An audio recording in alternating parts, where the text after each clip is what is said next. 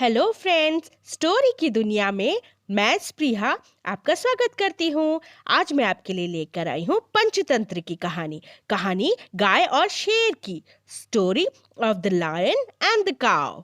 चलिए सुनते हैं ये मजेदार कहानी। एक पहाड़ी के नीचे रामगढ़ नाम का एक गांव था। गांव के सारे जानवर हरी घास खाने के लिए सुबह उसी पहाड़ी के ऊपर बसे जंगल में जाते और शाम होते होते घर वापस आ जाते थे। हर दिन की तरह लक्ष्मी नाम की एक गाय अन्य गायों के साथ उसी पहाड़ी के जंगल में घास खाने के लिए गई थी। ये घास खाने में इतनी ज्यादा प्रसन्न थी कि वह कब एक शेर की गुफा के पास पहुंच गई उसे पता भी नहीं चला। शेर अपनी गुफा में सो रहा था और वहां पिछले 2 दिनों से भूखा भी था। जैसे ही लक्ष्मी शेर की गुफा के पास पहुंची, गाय की खुशबू से शेर की नींद खुल गई। वह शेर धीरे धीरे गुफा से बाहर आया और गुफा के बाहर गाय देखकर खुश हो गया।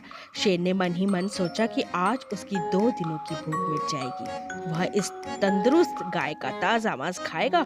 यह सोचकर उसने एक तेज दहाड़ लगाई। लक्ष्मी शेर की दहाड़ सुनकर डर जाती है।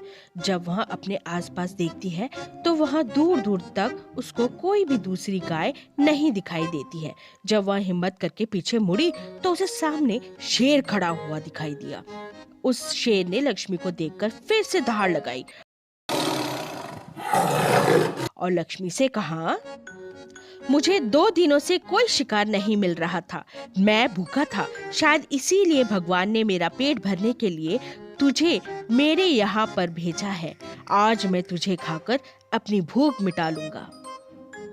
शेर की बात सुनकर लक्ष्मी डर जाती है।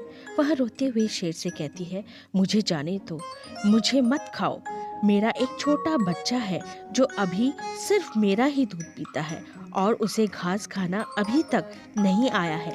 लक्ष्मी की बात सुनकर शेर हंसते हुए कहता है, तो क्या मैं अपने हाथ में आए शिकार को ऐसे ही जाने दूं? मैं तो आज तुझे खाकर अपनी 2 दिनों की भूख मिटाऊंगा। शेर के ऐसे कहने पर लक्ष्मी उसके सामने रोने लगी और विनती करते हुए कहती है, आज मुझे जाने दो। मैं आज अपने बछड़े को आखिरी बार दूध पिलाऊंगी और उसे बहुत सारा प्यार करके कल सुबह होते ही तुम्हारे पास आ जाऊंगी। फिर तुम मुझे खा लेना और अपना भूखा पेट भर लेना। शेर लक्ष्मी की यह बात मान जाता है और धमकी देते हुए कहता है कि अगर कल तू नहीं आई तो मैं तेरे गांव आऊंगा, फिर तुझे और तेरे बेटे दोनों को खा जाऊंगा। लक्ष्मी शेर की यह बात सुनकर खुश हो जाती है और शेर को अपना वचन देकर गांव वापस चली जाती है।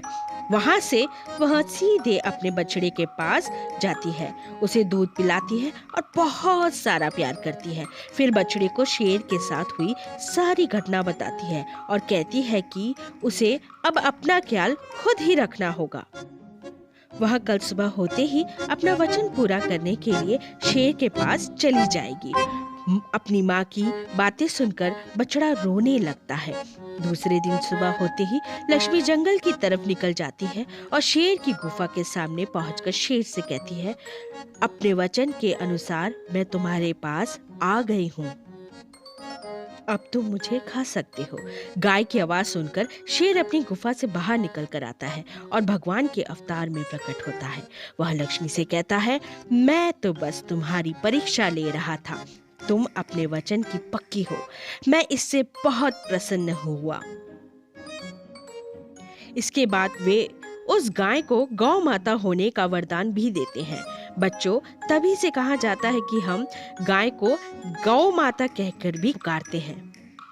शेर इसके बाद उससे कहते हैं, तुम अब अपने घर और अपने बछड़े के पास वापस जा सकती हो।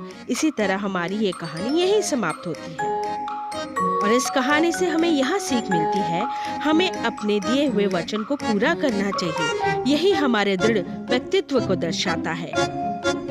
आई होप आप सभी को मेरी ये कहानी जरूर पसंद आई होगी।